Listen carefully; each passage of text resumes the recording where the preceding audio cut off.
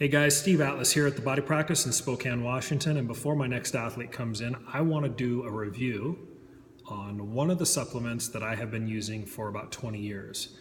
Now, the supplement I'm talking about is creatine. Now, this creatine, this metabolite, it's changed in different forms, in various forms over the years. Creatine monohydrate, then creatine, micronized versions of creatine, and finally what I like to use is this version of it. It's called Crealkaline. You can see I'm almost out, so I like to use this stuff. Crealkaline by EFX. This is a very potent metabolite. Now let me explain how this works briefly, and then I'll explain sort of, what I found on the more practical level. But effectively how this works with the Krebs and energy cycle of the body is it goes in and it does effectively create a faster turnover in the cellular mitochondria, that ATP, adenosine triphosphate, adenosine diphosphate energy, burn-off energy production. So that becomes regenerated faster. So you're able to stay strong for a longer period of time throughout your workouts, especially when you're doing particularly exercises with strength training. It could be in the weights, it could be in body weight strength training, but effectively if it's strength oriented, it's pretty important supplement to have.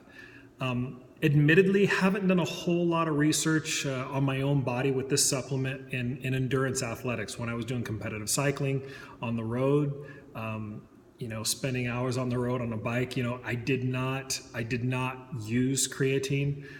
Mostly out of fear because creatine does use more water, and I was always fighting against keeping enough water hydrated anyway for being on the bike for 3 to 5 hours a day. It was a long time. So this, however, for strength athletics has a high level of efficacy that has delivered time and time again. It's one of the go-to supplements that I recommend for my athletes that are serious about strength and muscular composition. So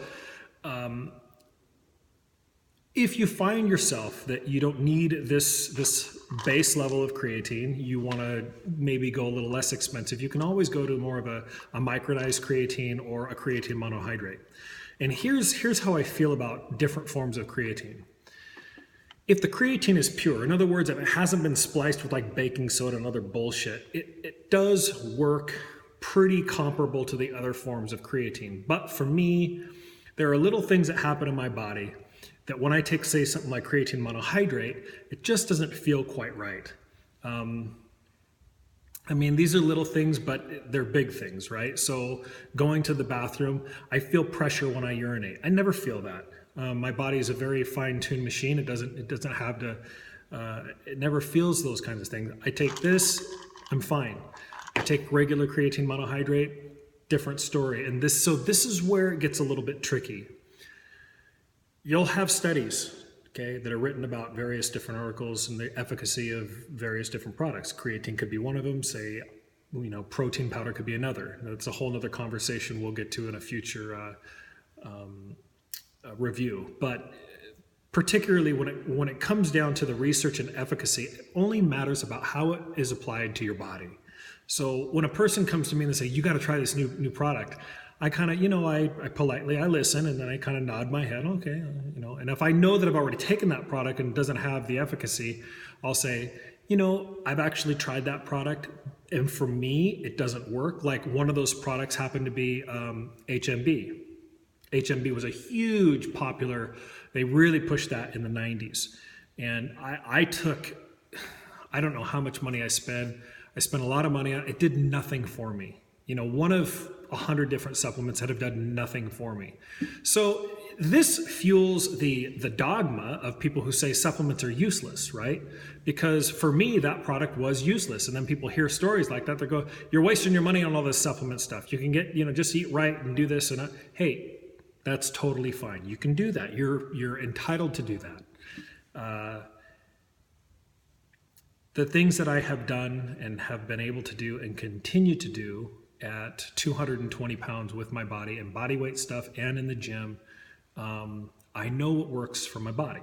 So I'm not making any money by telling and sharing you guys this little information that I use, this creatine, Crealkaline form of creatine by EFX. And I think There's a couple other company that actually make the Crealkaline. You can probably find it online. You can Amazon it. You can Google it. You can go to, some of the different websites. I just go to GNC and pick it up there. It's always in stock, and it's a very, very, very valuable supplemental metabolite. So if you're looking for something that's going to maybe help contribute to your strength, something that's going to help contribute to your muscular fullness, you want to use this Crealkaline. There is something that I have learned recently that I wanted to also share. I was doing a bulk cycle because I was training a body part that I wanted to make grow. I was training my arms really hard and heavy. And I have found that I was taking in a lot more carbohydrates. Well, now that I'm no longer doing that, I'm more on a bodybuilder sort of ketogenic sort of diet where I've really backed off my carbohydrates. My protein's pretty high. My fats are, moderate. And so the fat is starting to come back off my frame. And then when I come closer to days that I want to actually lift and get a good pump, that's actually when I'll push my carbs and I'll push my Crealkaline 1 or 2 days before that. And then at the time that I do that, my arms just swell. And there's a greater sensitivity that I have now actually being after this mass program, this mass gaining program. And so learning how to dietarily manipulate is an art and a skill to really understand how your body works with food and timing and trial and error. And formulations of all of these things, they're going to differ and vary from one person to the next. So be wary of somebody telling you, do this, do this, do this, when it's a very hard, rigid way of thinking, because you may be the exception. Like you may be that person that tries HMB for the first time and has incredible results. Like for me, had nothing. So, and that's why the trepidation of being able to say, you need to go out and you need to buy this immediately. I think creatine will work basically for everybody. I think that's when you start to, start getting a little bit more detailed. It's going to be a little bit more applicable for people to actually discover that on their own. But today was just a little review on the EFX Crealkaline, my endorsement of it. I think it's a great thing. Strength, muscular size, muscular turnaround, having your performance for strength athletics go longer into the workout. And that's about all I got to say. I'll be doing future supplemental reviews on various products that I use. I will not be talking about any products that I am not familiar with or I basically have not used myself.